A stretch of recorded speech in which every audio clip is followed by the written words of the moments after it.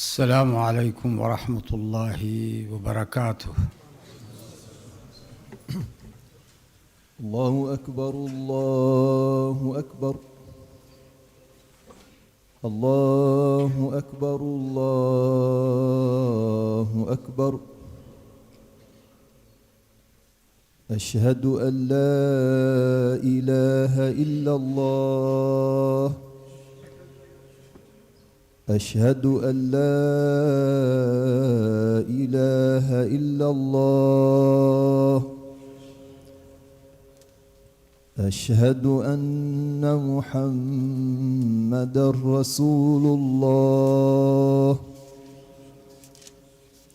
أشهد أن محمدًا رسول الله.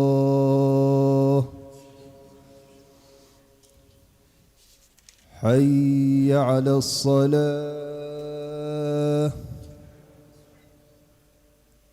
حي على الصلاة.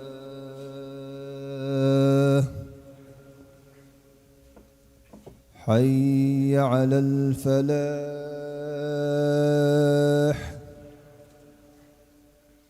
حي على الفلاح.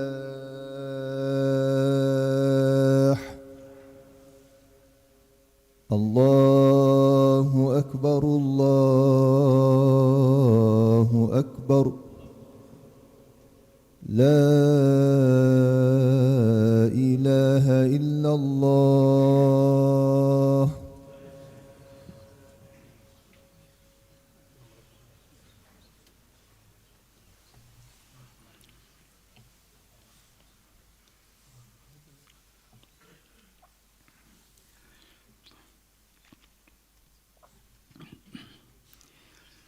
إن الحمد لله نحمده ونستعينه ونستغفره ونعوذ بالله من شرور أنفسنا ومن سيئات أعمالنا.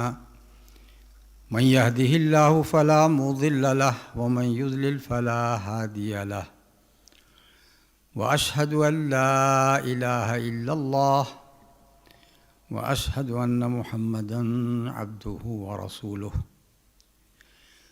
أرسله بالحق بشيرا ونذيرا بين يدي الساعة. من أطاعه فقد رشد واهتدى ومن عصاه فقد ضل وغوى. ولا يضر إلا نفسه ولن يضر الله شيئا. أما بعد فإن خير الكلام كلام الله وخير الهدي هدي محمد صلى الله عليه وسلم. وشر الأمور محدثاتها وكل محدثة بدعة وكل بدعة ضلالة وكل ضلالة في النار. أعوذ بالله السميع العليم من الشيطان الرجيم. بسم الله الرحمن الرحيم. وقال الرسول يا رب إن قوم اتخذوا هذا القرآن مهجورا.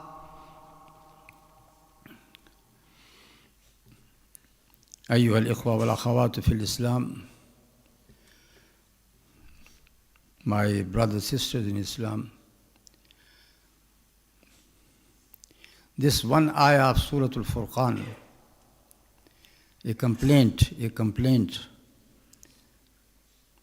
by the Prophet sallallahu alaihi wasallam. وقال الرسول, and Al-Rasul, the Messenger of Allah, has said, يا رب إن قوم اتخذوا هذا القرآن مهجورا. Rabb, my people have abandoned this Quran. What a great complaint. Yes, during the time of the Prophet ﷺ, his people who did not become Muslim, they were the one who abandoned the Quran, who deserted the Quran, who did not believe in the Quran. But was it just for that time? What about ourselves? You have to check, each one of you. How much time do you give to reading the Quran each day? Check yourself. كلهم آتيه يوم القيامة فردا. Everyone is going to come to Allah subhanahu wa ta'ala on the day of judgment by himself. Everyone by himself is going to stand before Allah and to answer. Allah is not going to ask you about the whole community and the whole nation. First question would be directed to you. Allah, who has given you, shaped you in the best form. وَلَقَدْ خَلَقْنَا الْإِنسَانَ فِي أَحْسَنِ تَقْوِيمٍ. The one who created you in the best form. Not an animal, not a beast, not an insect. Human being, the best form of Allah subhanahu wa ta'ala, the best creation of Allah subhanahu wa ta'ala, given with all the organs which you need to complete yourself, to perfect yourself. Your brain, your intellect, your reasoning. That is you who are given. So how much you have devoted yourself to read this Al-Quran and to be an ambassador of Al-Quran? That is the question. Just think, out of the whole planet, you are the only people who recognize Allah subhanahu wa ta'ala with all His attributes. You are the one who invoke His name, Ya Rab, Ya Wahid, Ya Qahhar, Ya Ghaffar, Ya Razzaq. You are the only one to become a testimony, a witness for the deen of Allah subhanahu wa ta'ala. How much each one of you is contributing to this message of Islam, this we have to think about.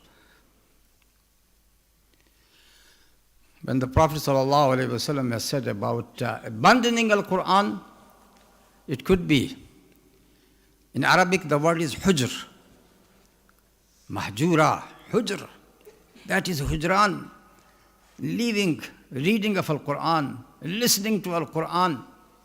That is number one. Secondly, leaving to act upon Al-Quran, to implement Al-Quran in your life.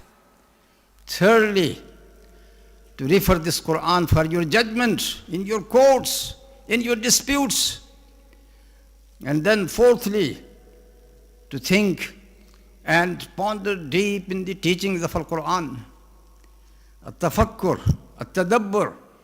أَفَلَا يَتَدَبَّرُونَ الْقُرْآنَ أَمْ عَلَىٰ قُلُوبٍ أَقْفَالُهَا. And then the fifth one, al-istishfa'u bih. Even this Quran is a cure for your spiritual diseases, for the diseases of your soul. So we can say that these are the 5 ways in which people could desert Al-Quran. The first one, which is for yourself to read Al-Quran. How much Quran do you read? And I have said it many times in my khutbah, the day you don't read Al-Quran, that day is missed. It's missed from your record. It's gone. So make your habit to read some ayat of Al-Quran every day. That is going to attract you a lot of blessing in yourself, in your family, in your children. Listen to Al-Quran. Now, mashallah, you got all tape recorders. Even in your mobile phone, there is Quran. You can listen it at any time. Use it and listen to it. We have seen so many people coming into Islam just by reading Al-Quran, by listening to Al-Quran. There are hundreds of stories of this nature, hundreds of stories. And I keep on mentioning it from time to time. I got another one. A Coptic priest in Egypt who was very well versed in Christianity, in Orthodox Christianity, which is the deen of Qibt or Copts. And he was very intellectual, very educated. He used to evaluate PhD thesis for the students. And he was known to be the teacher of 1,000. Teacher of 1,000. Ustazul Alf. What does it mean? It means that whenever he evaluates a thesis, he is going to come out with 1,000 mistakes in that thesis. This is why everyone is frightened of him, that he must pinpoint many, many mistakes in my thesis. So, the head of the clergy there, you can say the bishop, he called upon him and he said to him, this is your reputation of bringing the mistakes and errors in thesis. Now take this book, Al-Quran, and bring me 1,000 mistakes from Al-Quran. That is your task. So in this way, we can have a great evidence against the book, Al-Quran. So the person took the book and he started reading it.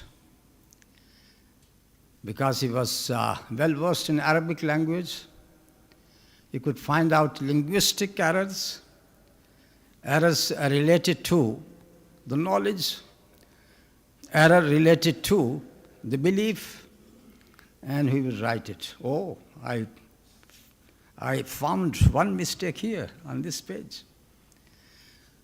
And he says that after reading 2 or 3 pages, the answer is given to me. The answer for my doubt, for my error was given to me from Al-Quran itself. And then I have to erase what I have written. And this is how, whenever he got an error, there is something to correct him in the next page. Until he came to Surah Al-Jinn. قُلْ أُوحِيَ إِلَيَّ أَنَّهُ اسْتَمَعَ نَفَرٌ مِّنَ الْجِنِّ وَقَالُوا إِنَّا سَمِعْنَا قُرْآنًا عَجَبًا يَهْدِي إِلَى الرُّشْدِ فَآمَنَّا بِهِ وَلَن نُشْرِكَ بِرَبِّنَا أَحَدًا. Surah Jinn. قُلْ أُوحِيَ إِلَيَّ. Say, O Muhammad, Allah subhanahu wa ta'ala is revealing to him, O Muhammad, say, it is revealed to me that a group of jinn has listened to your recitation of Al-Quran. So they said, oh, we have listened to a book which is very strange, very wonderful. And after listening to it, we have believed in it. And we are not going to commit shirk at all. Here this man stopped, reflecting, thinking. He said, if that was the book which was written by Muhammad sallallahu alayhi wasallam, he could not have said these words, قُلْ أُوحِيَ إِلَيَّ, say, it has been revealed to me. He could have claimed, oh, that I have met some jinn and they were fascinated by my recitation and then they believed in. He could make out of it a glory for him, but he did not do that. And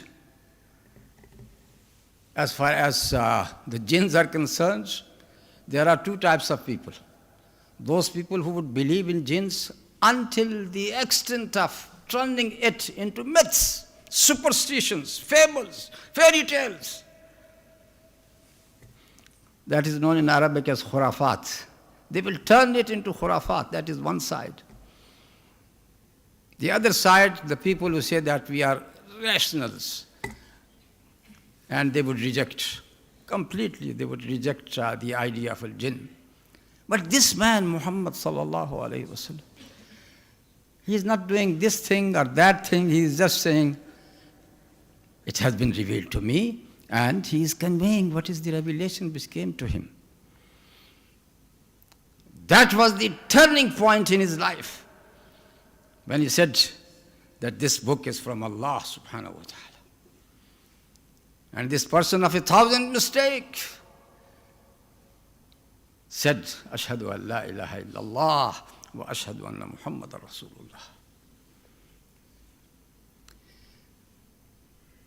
Other Copts came to him to turn him from his ideas or from accepting Islam, but he was convinced.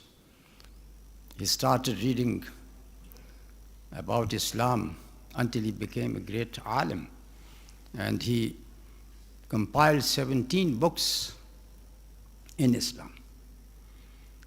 That is just one example out of thousands of examples that how people were motivated by reading Al-Quran, correcting their life. There are many. Very recently I was just reading on YouTube about an Australian young man who, after turning into Islam, he left Australia and went to Pakistan and settled down there. And he is always just with the book of Allah, reading Al-Quran, reading Al-Quran. Yes, that is a miraculous book. Miraculous book. Who knew the Arabs of Arabia, of Arabian Peninsula, in the 6th century? Who knew them? Nobody knew them. They knew about Persian Empire. They knew about Roman Empire or Byzantine Empire. But nobody knew about Islam, about the Arabs of Arabia. But with this book, which was brought by our Prophet Muhammad sallallahu alaihi wasallam, he turned those Arabs, unknown Arabs, into the leaders of mankind.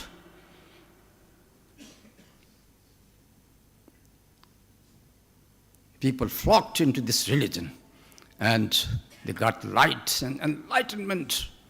They became the master of the mankind, master of the history. This is a miraculous book. If you give your time to this, that is going to change you completely. I don't say much about this first point because I have to cover the other points as well. And then to think, to reflect, to tafakkur, do tafakkur and tadabbur. Think about the ayat of Al-Quran. And this is why it is also a miracle that people have written tafsir book, explanation of the book of Allah subhanahu wa ta'ala from time to time, from ages to ages, from centuries to centuries. And each one mufassir would bring out with some new things.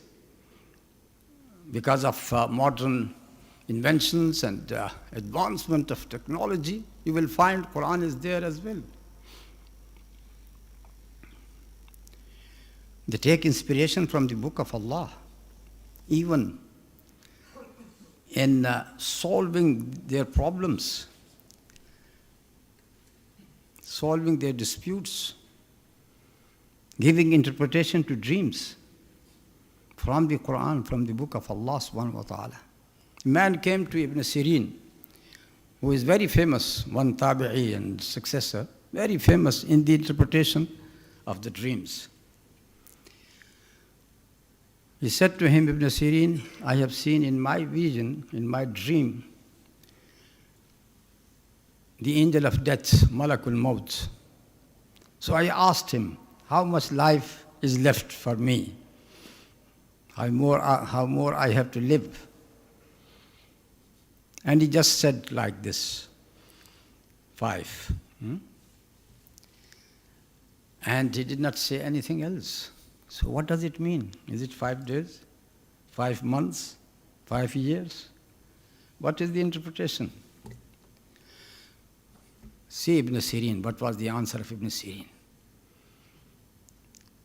He said, Allah subhanahu wa ta'ala has mentioned in the end of Surah Luqman, Inna Allaha indahu ilmu sa'a وَيُنَزِّلُ الْغَيْثَ وَيَعْلَمُ مَا فِي الْأَرْحَامِ وَمَا تَدْرِي نَفْسٌ مَاذَا تَكْسِبُ غَدًا وَمَا تَدْرِي نَفْسٌ بِأَيِّ أَرْضٍ تَمُوتُ إِنَّ اللَّهَ عَلِيمٌ خَبِيرٌ. He said, 5 means what you are asking among these 5 things, these 5 unseen, unknown things which are not given to the man. The knowledge is not given to the man. Inna Allah indahu ilmu sa'a, the first thing. With Allah is the knowledge of the last hour. Inna Allah indahu ilmu sa'a. Wa yunazzilul ghayth, and He is the one who brings down the rain. You can only predict because of your technology. But can you bring the rain? No. If you are able to bring the rain, then why not you have to turn all the different deserts into gardens? وَيَعْلَمُ مَا فِي الْأَرْحَامِ. Third thing, He knows what is in the womb of a mother. Somebody would say, yes, we know. With our technology, we know that in the womb, is it a male child or a female child? We know that. This is not what is meant. What is meant here? What is meant here? Do you know that this child is going to be shaqiyun am sa'id? Going to be an unfortunate or going to be a fortunate person? A person who is the denizens of Al-Jannah or from among the denizens of hellfire. That is shaqiyun sa'id. Is it known to you? No. It is known to Allah subhanahu wa ta'ala. وَمَا تَدْرِي نَفْسٌ مَاذَا تَكْسِبُ غَدًا. No nafs, no soul knows what he or she is going to do tomorrow. You might have all your planning that what you are going to do tomorrow, but you don't know even you have to live till tomorrow.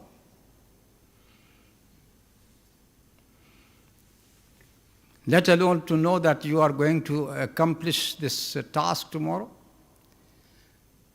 That is with Allah subhanahu wa ta'ala.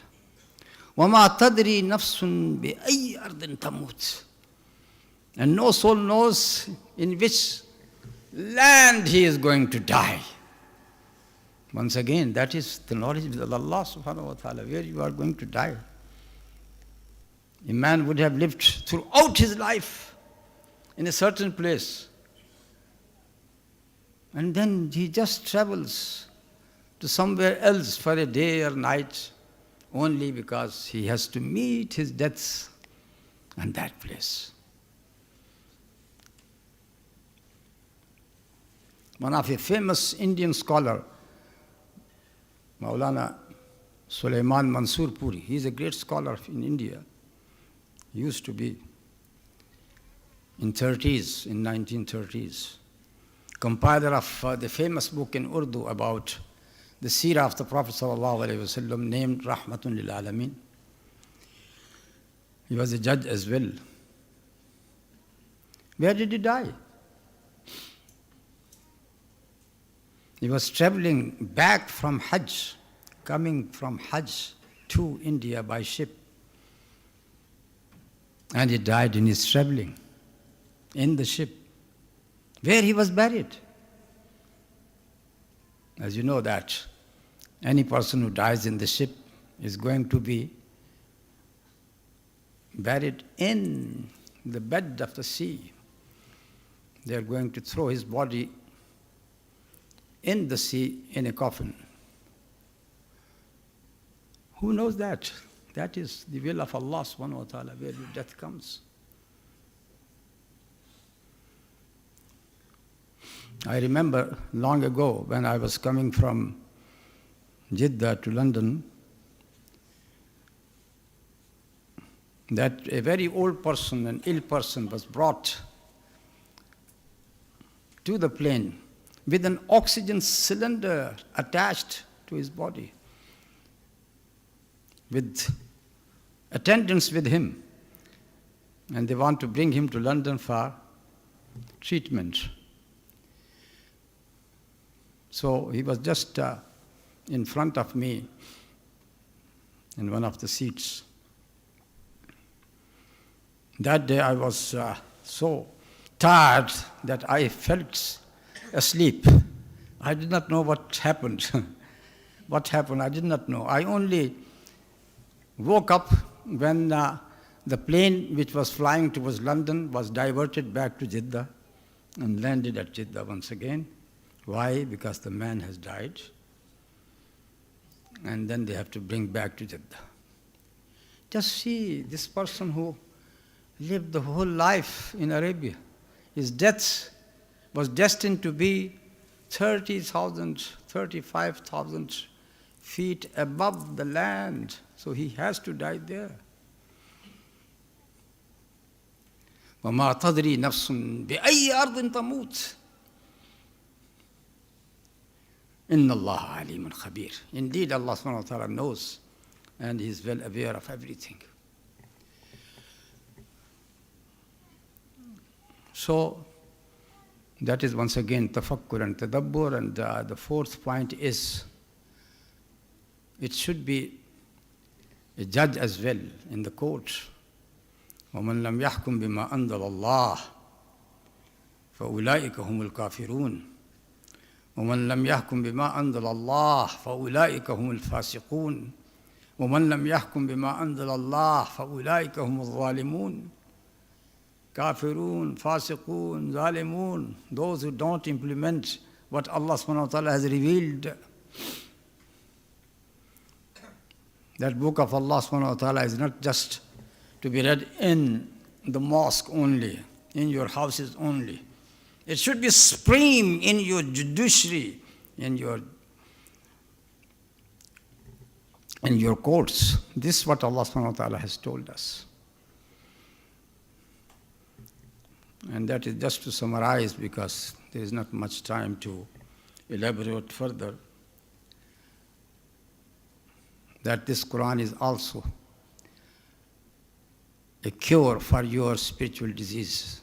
And I end with this, that Abdullah ibn Masud was on his deathbed and he was visited by Sayyidina Usman ibn Affan, and he was the caliph at that time. And he said to him, Ya Abdullah, ماذا تشتكي? What do you complain? Look at his answers. What did he say? He said, Ashtaki zunubi. I complain my sins. And he said, ماذا تشتهي? What do you desire? He said, Ashtahi al-Jannah. I desire al-Jannah. He said, Hal ursilu laka tabiban?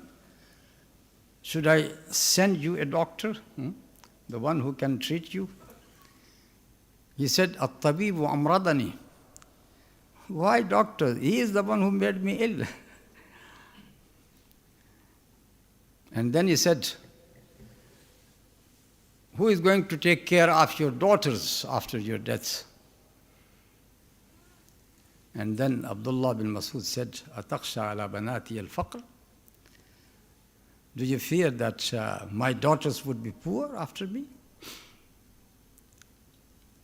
I have commanded my daughters, I have told them that each one of you should not sleep at night time without reading Surah Al-Waqi'ah.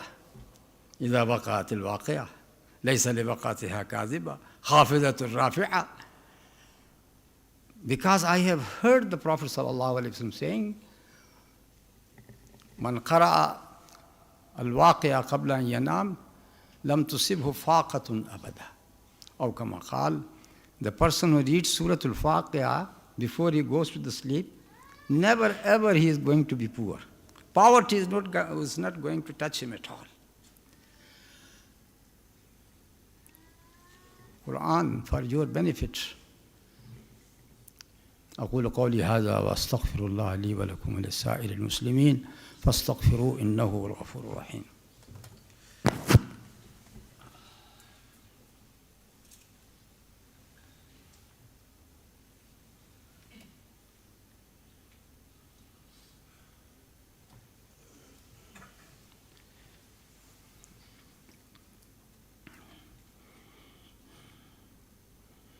الحمد